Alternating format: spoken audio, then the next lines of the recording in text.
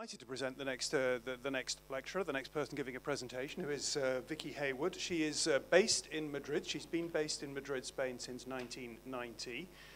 Her list of credits, what she gets up to, it ranges from publishing, journalism, writing, filmmaking, being an authority on all sorts of aspects of Spanish culture.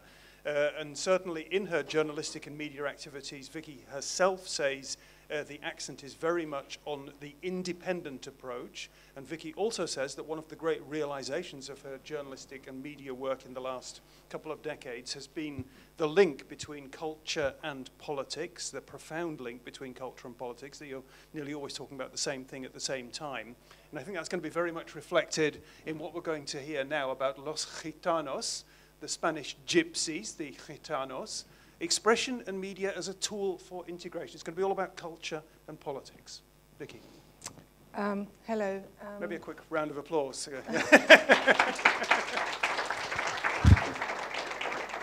The first thing I should say is I don't feel I'm an authority on any of these things, but one tries to write about things that perhaps correspondents often don't have time to write about because there's so much to talk about. When Mark asked me to talk, I took a long time to think about what to talk about. People have talked about the Reporters Without Borders Index, and I should just mention that Spain is currently 39th on that. And I think a lot of people would feel I've chosen a trivial subject and something that's not necessarily to do with freedom of speech, that there are issues which the index have dealt with around ETA, attacks during the Pope's visit, Radio Televisión Española's considering screening all news content before it's released. And not least, they do not actually even mention post-Civil War issues and Judge Garzón. And in the end, I decided that actually nearly all of these things you do get to hear about in some way. There is sufficient freedom of expression, as Luis said, in the press outside Spain or people working in Spain. But the Gitanos is something which, as the Supreme Court in Spain said in a crucial ruling, there is a sort of racism by indifference or omission, which means that they are simply omitted from many areas of the media, most areas of the media. And that is not changing.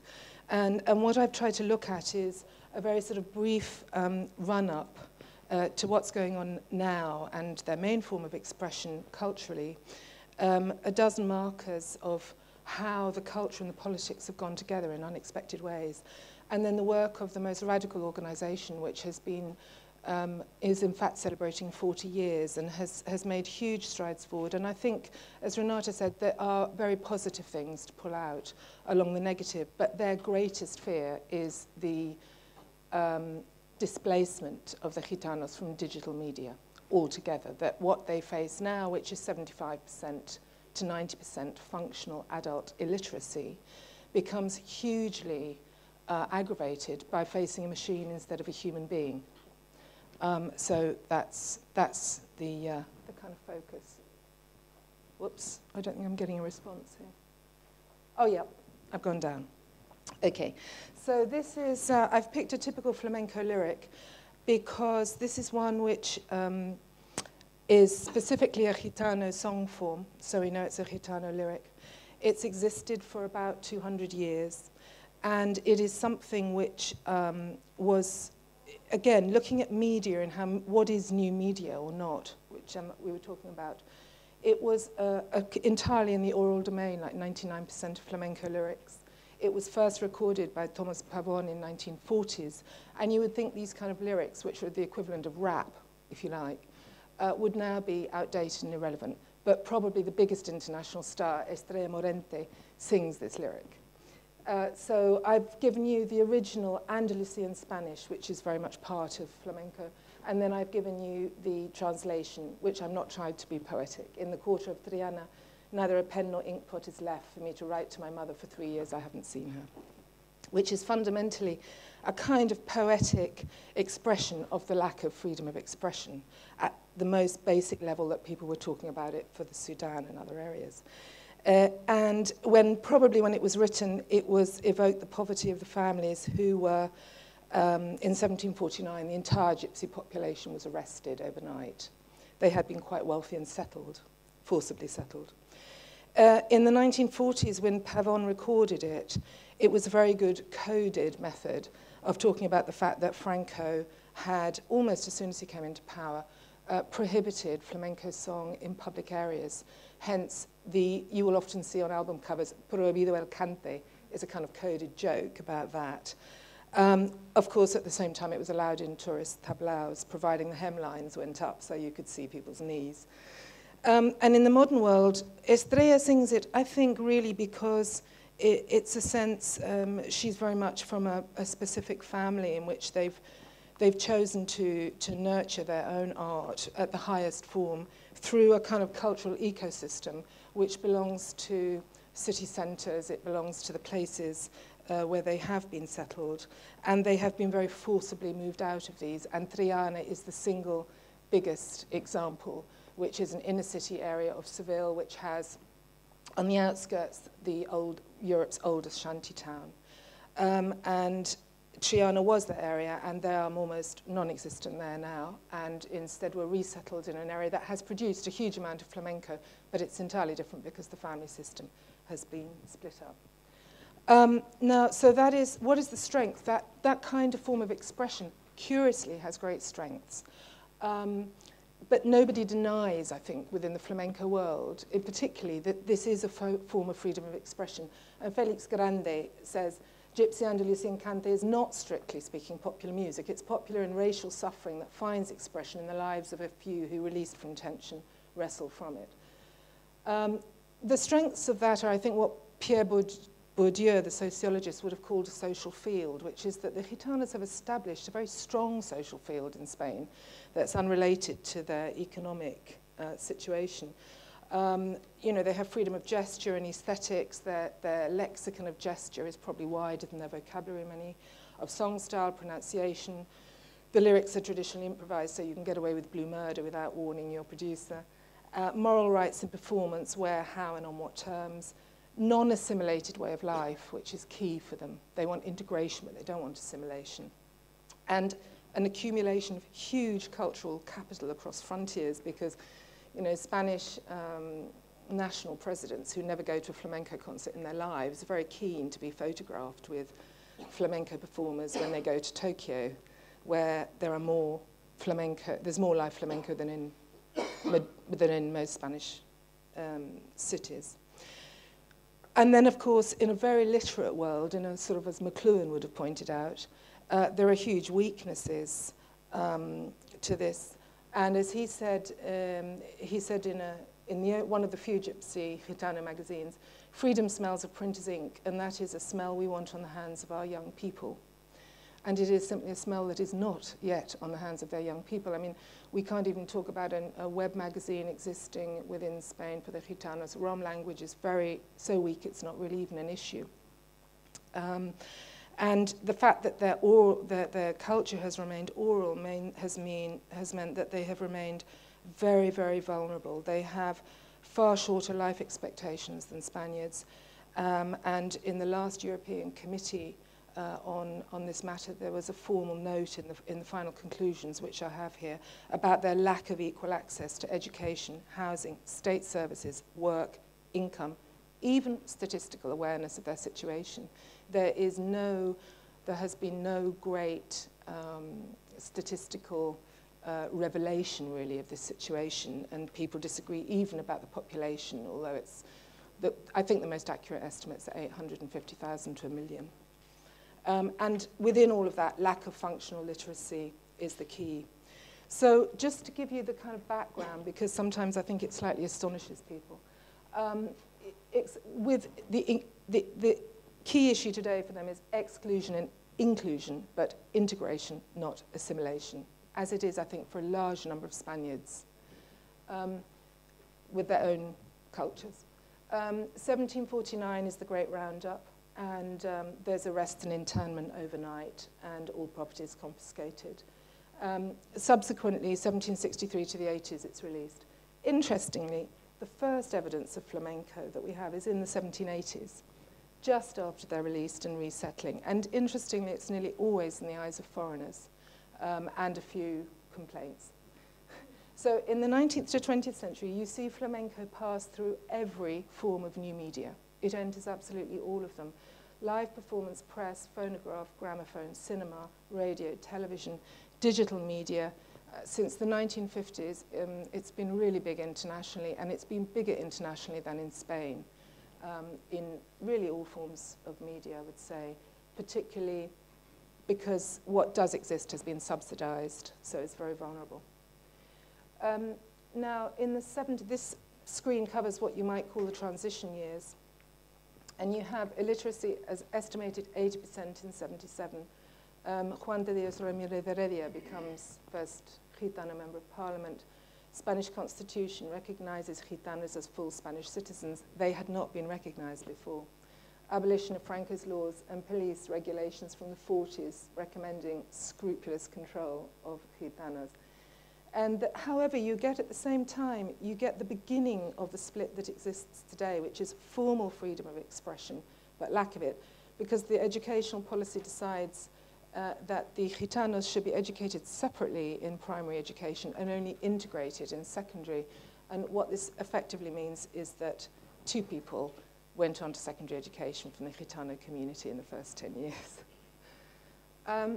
In the next period, in the 80s, again, you get the exclusion and inclusion becoming almost geographically recognized, again, you know, as social fields. You have the first shanty town actually being isolated, enclosed and supervised by the police, although this is condemned by the Supreme Court that talks about racism through omission.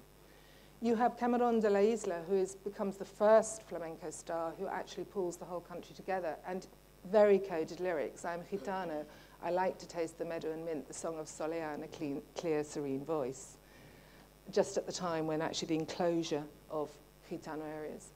In 1999, you have a really historic ombudsman manifesto of support for Gitano people, pro their access to all these points: education, work, housing, health, right to non-assimilation, literacy a priority. And that becomes the basis for really what is now being talked about at a European level, which is where everything is going on. Then in the next area, what you can see is that really in the last 10 years, things have become internationalized, and most of the NGOs that deal with Gitano issues really now look to Strasbourg, and they look to the Council of Europe far more than they do to National Action. And the commitments that the NGOs have made during the previous 10 years have been taken up. And the 2003 Protection of National Minorities Human Rights Committee for Spain was particularly important. 2009, the Gitano wedding ritual, which some people, you see, would be against on the principle, rather as on the feminist principle, is very important in terms of widows having pension rights, was recognized at Strasbourg. They overturned a Spanish ruling, and I think that was a huge thing. And in 2010, flamenco was recognized as intangible cultural heritage of mankind, which possibly opens the door for more things, although they're about to take that status away unless Spain pulls its socks up and actually deals with it. But within all of this, I think Juan de Dios Ramírez de Heredia, who fought La Nena's case at Strasbourg because he was a Euro MP, he has said very clearly, I think where the position is for the Gitanos today, if integrating is losing our roots, then we're not interested.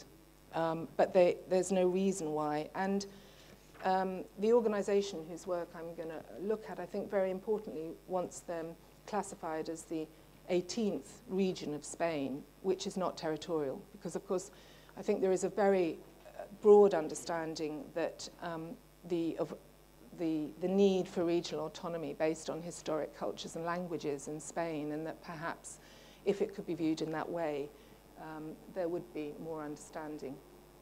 So this is where we get on to media as a tool, and I've said revolution, evolution, or stalemate. And this was because when I went to present Tía Gitana, who are the people who have mainly provided information to the press, certainly for me, and I think for most people, I did a story on shantytowns which was taken up by Juan Goytisolo, and that got published in El País, and that was really the leverage that finally managed to get them to deal with Valdomingómez, which is the most notorious shantytown of all because it's built in such toxic circumstances that the sickness rates are just appalling.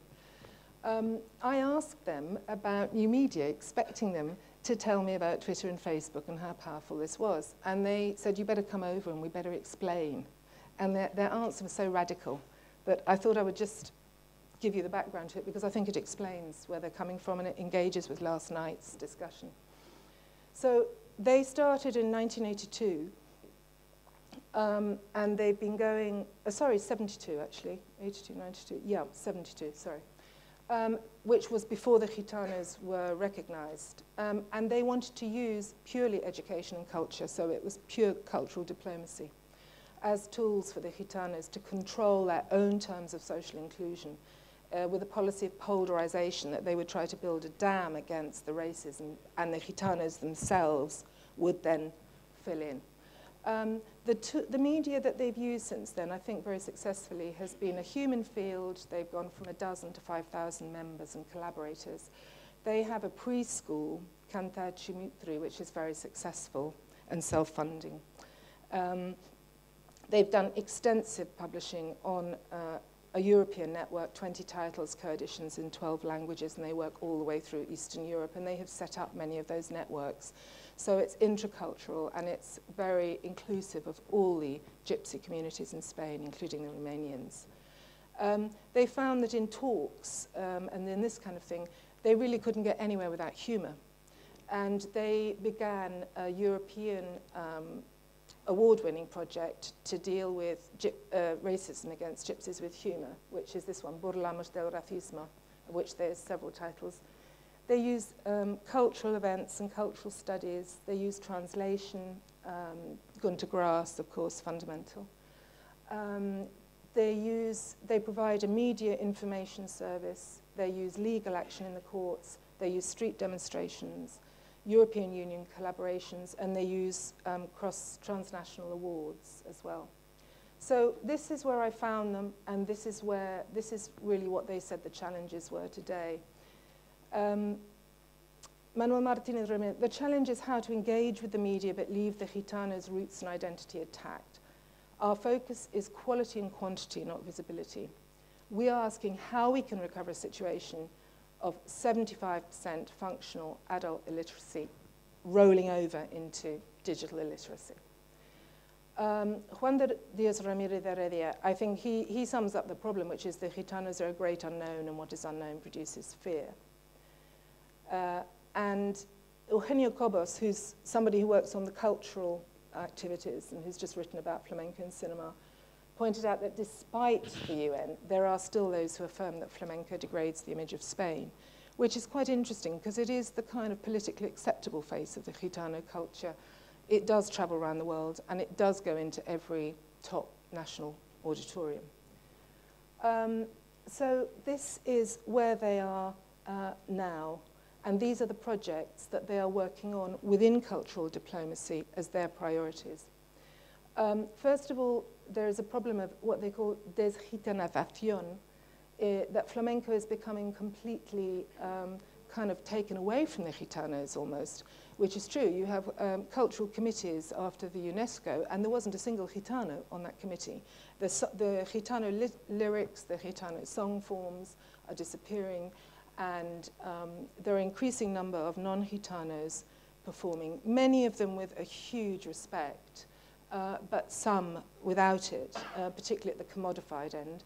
And on the net, flamenco doesn't even exist as a musical genre, which says something of the problem for that traditional form of expression. Their moral rights as writer-performers, I think Robert Levine has written very well about that, who's a Berlin-based author, about moral rights and freedom of expression. They are being dealt with in a sort of, it's a tricky way and it's a legal battleground, but they are dealing with that. And I think they are hoping, I think the UNESCO are very concerned with the way that they now use this status they've been given and actually try to go into the historic roots of the song form. Don't simply use it as national branding. That, you might say, is evolution. In terms of education, which is, Heredia's point, developing the absent voice within the new media, Presencia Gitana have a very interesting project, which is their interest in new media, and that is to simply get new media on a loan basis inside Gitano homes, or possibly the equivalent of cybercafes, so that particularly the women can become literate, but on their own terms. Because the problem of trying to take them out into schools, it's just not working. It's not on their terms, it's not their social field, but they do actually want literacy. And I think that is a very, very interesting project. It's very bottom-up, it sounds small, but it's actually a very radical retake on the use of new media that could be applicable in many fields. They have a university involved, and they will have university voluntary teachers who are training as teachers to do it. And also there is something which I think Peter Gabriel has been working with about the potential of TV and mobile telephones in these kind of communities where there's no literacy, because they work immediately. There's 100% penetration because you don't need to be literate. They found that television has really enlarged Gitano's vocabulary, and the mobile phone even more. There's nobody working on that yet, but I think somebody is bound to soon, given its use in North Africa for recording, projecting, sharing music and political messages among the kids. One might say that could be the revolution.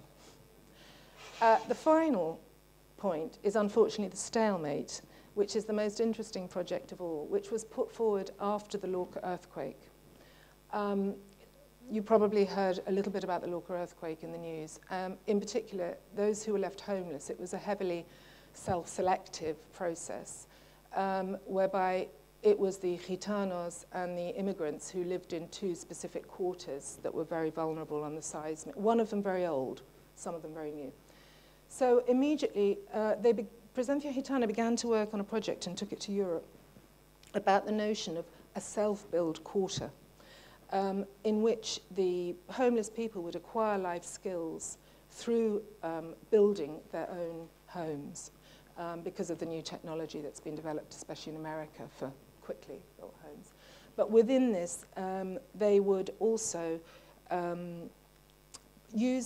they would teach literary skills, rather as Judy was talking about them yesterday, news literacy as a kind of life literacy, and literacy as a sort of complex mosaic of skills. And this project has a huge team of skilled people behind it, Gitano and non-Gitano from Murcia, architects, teachers, etc. They took it to Europe, and the money was provisionally, and they were told by the government that it was set aside for them, and everyone praised this project hugely in Europe. And they were told about 1 month ago by the new government that it was vetoed. So it's totally in the air at the moment, but I think they're working with their lawyers. They're going back to scratch, and they'll be representing it in Europe in 10 months. And they'll be representing it in such a way that they'll be looking for funds that can't be vetoed locally. Because obviously, you know, there are a lot of interests at stake in that not happening, among them builders, constructors who were maybe going to construct some housing. So I think that's it, and unfortunately that is the stalemate. And where it goes from here is not clear, but I think, you know, I would just say there has been a lot of progress made, but it has been by very radical pressure from people who don't receive state funds, but have now come to the point of view that that is possibly better, and that in that sense they are almost with the Gitanos, that they can work better in parallel until they can be integrated rather than assimilated.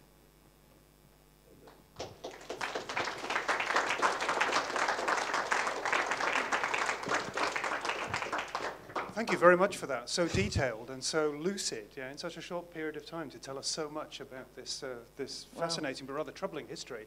Yeah.